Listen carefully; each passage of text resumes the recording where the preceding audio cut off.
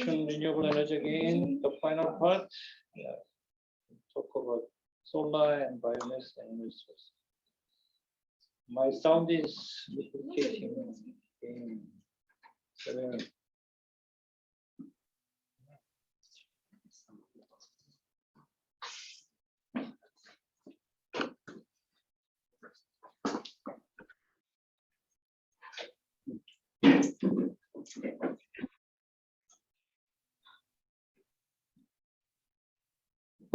So solar energy potential, we already see this chart before. So there are so big energies coming from the sun, and radiation, and also absorbed by land and ocean.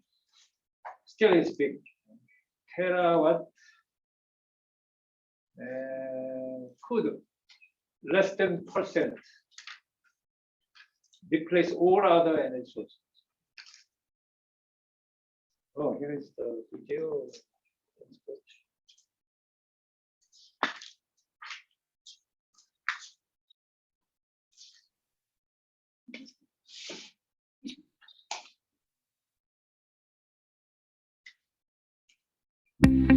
Solar. Solar energy is the most abundant renewable energy source in the world. Solar energy systems employ technologies that convert the sun's heat or light to another form of energy for use. There are two categories of technologies that harness solar energy: solar photovoltaics and solar thermal. Solar photovoltaic, or PV, is a technology that converts sunlight into direct current electricity by using semiconductors. In contrast, solar thermal is a technology that utilizes the heat energy from the sun for heating or electricity production. Solar is a renewable resource and does not emit any greenhouse gases. However, efficiency and intermittency are issues. Since sunlight is dependent on location, season, and time of day, harnessing the energy from the sun is a challenge. That's solar.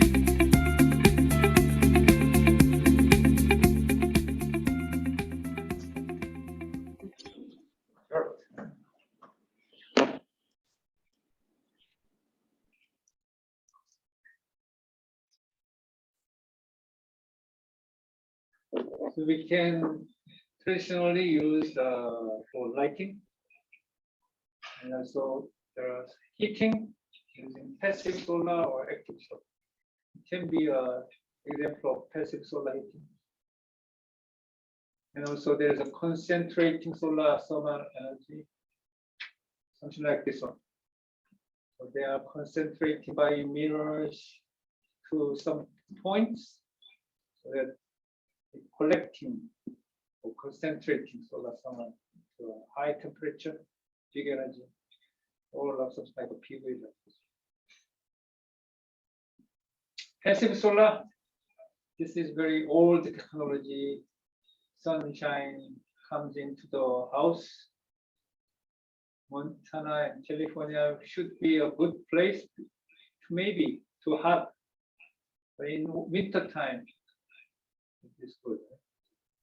And also for the summertime, you can use that energy to cooling the home, or the direction of the house should be different.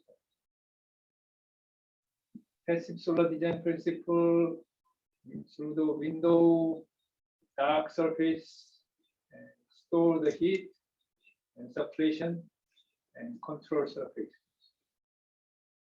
So there can be some ideas like this one. And there is also video. Yes.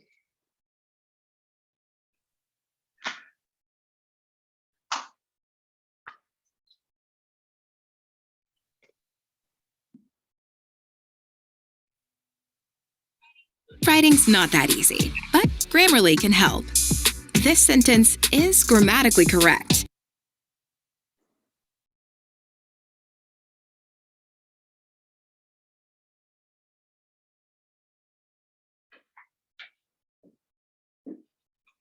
Avoid long blocks that run north-south, as they make it harder to achieve a 6-star standard. Try to pick a block where you can have your living areas facing towards north on the block. By reducing the amount of wall area, you decrease the amount of inside space in contact with the walls, and this minimises the loss of heat and makes the home easier to heat and cool.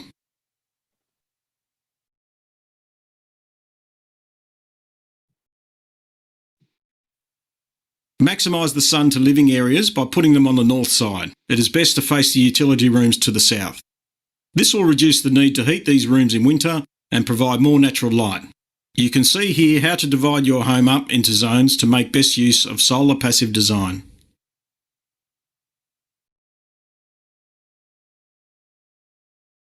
It's important you understand the movement of the sun in relation to your block selection and your home design. You can see here the rotation of the summer sun. In summer, the sun is higher in the sky. By designing your home correctly, you can make sure the home is shaded in summer with eaves and other shading devices.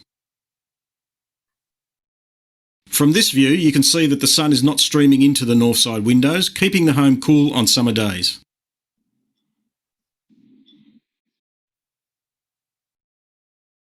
In winter, the sun is lower in the sky. This means that the sun can penetrate through the windows to the interior of the home, creating heat gain and reducing the need for artificial heating. In this view, you can see the sun penetrating into the living area and warming the home. Once you have correct block selection and home orientation, it's important to shade correctly so that in winter you can get heat gain from the sun and in summer you are protected from the sun's rays. A simple way of achieving this is to ensure that your home has eaves or other shading devices. Pergolas can be used to keep out the summer sun. Remember to install at correct angles so that light can penetrate into the living rooms. Vertical and horizontal architectural features act as shading devices to keep out the summer sun. You can also use roller shutters or external awnings. Covered open spaces, commonly known as alfresco areas, should be placed on the south side of the house. This leaves the north side open to receive the winter sun. A covered area on the north side means sunlight cannot penetrate into the house, reducing warmth and natural light. You can still have private outdoor open space to the north of the home, but it should only have temporary shading which can be withdrawn in the wintertime. The example here includes a pergola on which a deciduous vine can be grown, which provides shade in summer, but allows the winter sun in when the leaves fall off. And again here, the uncovered open space allows the sun to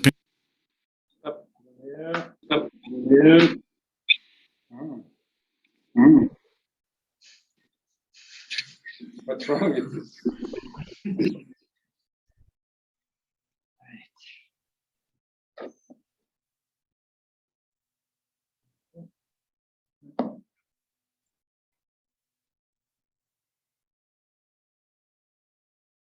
Active solar heating dark plate that absorbs heat from the sun, and also air or liquid blowers should be using tubes. So you may use a flat plate collector, a small tube, and also antifreeze solutions are used too. And also this is a solar panel that is used for heating. There should be a boiler like a condensating storage there, heat storage. Okay, and PV is very popular nowadays. So they directly convert the sunshine into electricity. We call this the solar cells. And then also we use very small solar cells for calculators and watches. So here's another video. About many videos today. Good.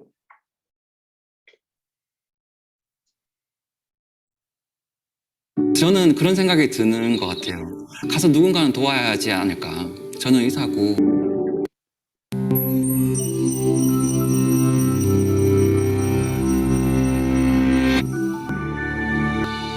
The Earth intercepts a lot of solar power, 173,000 terawatts. That's 10,000 times more power than the planet's population uses. So is it possible that one day the world could be completely reliant on solar energy? To answer that question, we first need to examine how solar panels convert solar energy to electrical energy. Solar panels are made up of smaller units called solar cells. The most common solar cells are made from silicon, a semiconductor that is the second most abundant element on Earth. In a solar cell, crystalline silicon is sandwiched between conductive layers. Each silicon atom is connected to its neighbors by 4 strong bonds, which keep the electrons in place so no current can flow. Here's the key. A silicon solar cell uses 2 different layers of silicon. An N-type silicon has extra electrons, and P-type silicon has extra spaces for electrons, called holes. Where the 2 types of silicon meet, electrons can wander across the p-n junction, leaving a positive charge on one side and creating negative charge on the other. You can think of light as the flow of tiny particles called photons shooting out from the sun. When one of these photons strikes the silicon cell with enough energy, it can knock an electron from its bond, leaving a hole. The negatively charged electron and location of the positively charged hole are now free to move around. But because of the electric field at the p-n junction, they'll only go one way. The electron is drawn to the n side, while the hole is drawn to the p side. The mobile electrons are collected by thin metal fingers at the top of the cell. From there, they flow through an external circuit, doing electrical work like powering a light bulb, before returning through the conductive aluminum sheet on the back. Each silicon cell only puts out half a volt, but you can string them together in modules to get more power. 12 photovoltaic cells are enough to charge a cell phone, while it takes many modules to power an entire house. Electrons are the only moving parts in a solar cell, and they all go back where they came from. There's nothing to get worn out or used up, so solar cells can last for decades. So what's stopping us from being completely reliant on solar power? There are political factors at play, not to mention businesses that lobby to maintain the status quo. But for now, let's focus on the physical and logistical challenges. And the most obvious of those is that solar energy is unevenly distributed across the planet. Some areas are sunnier than others. It's also inconsistent. Less solar energy is available on cloudy days or at night. So a total reliance would require efficient ways to get electricity from sunny spots to cloudy ones, and effective storage of energy. The efficiency of the cell itself is a challenge too. If sunlight is reflected instead of absorbed, or if dislodged electrons fall back into a hole before going through the circuit, that photon's energy is lost. The most efficient solar cell yet still only converts 46% of the available sunlight to electricity, and most commercial systems are currently 15 to 20% efficient. In spite of these limitations, it actually would be possible to power the entire world with today's solar technology. We'd need the funding to build the infrastructure and a good deal of space. Estimates range from tens to hundreds of thousands of square miles. Which seems like a lot, but the Sahara Desert alone is over 3 million square miles in area. Meanwhile, solar cells are getting better, cheaper, and are competing with electricity from the grid. And innovations like floating solar farms may change the landscape entirely. Thought experiments aside, there's the fact that over 1 billion people don't have access to a reliable electric grid, especially in developing countries, many of which are sunny. So in places like that, solar energy is already much cheaper and safer than available alternatives like kerosene. For, say, Finland or Seattle, though, effective solar energy may still be a little way off.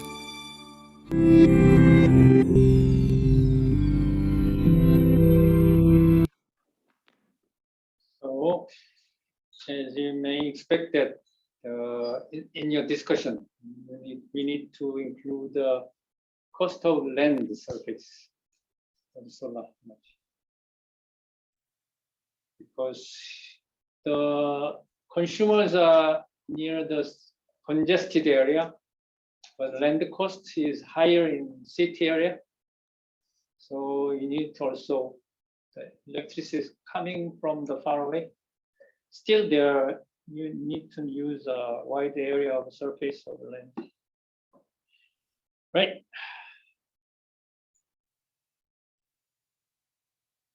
Okay, then we may go on to concentrating solar power. So it's just a kind of mirror system. And then also water is coming into the steam based on hot temperature. Mirror is configuration. And also, cost of mirrors, curved mirror, and also maintenance for the piping, and also again the space or land area should be a cost. Aquatic biomass. So we can use land, water area rather than land area. Artificial basin, so salt is okay. Fresh ocean and land side river.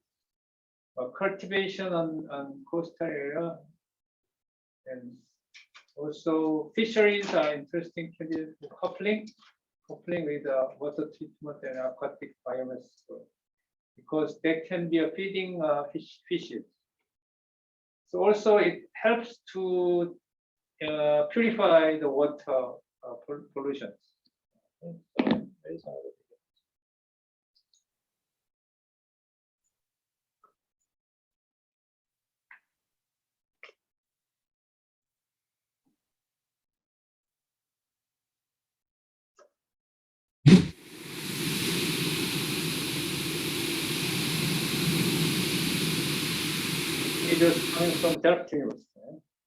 What is aquatic biomass? Aquatic biomass is made up of microalgae, seaweeds, and marine plants. By photosynthesis, it produces half of the oxygen we breathe.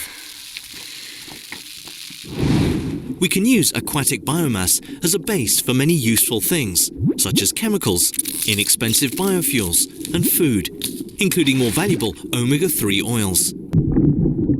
Biomass is great news for a bio-based society. Why? Creating products from aquatic biomass does not require a lot of fresh water or agricultural land, and the produce is CO2 neutral. Take fuels, for example. The CO2 released upon combustion is withdrawn from the atmosphere by the existing aquatic biomass. This drives the photosynthesis process. If we want to produce aquatic biomass in our oceans on a large scale, we still have to solve a lot of biological, technical, and infrastructural problems. At Delft University of Technology, we take this challenge by working on cultivation processes that are robust and simple. If you want to find out more about ocean energy, go to the Delft University of Technology Ocean Energy website.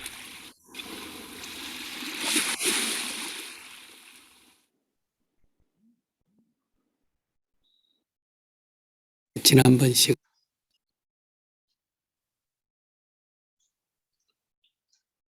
Okay. And there's something. Okay. Time is 5 minutes. Can do one more time. Similar, then we can put.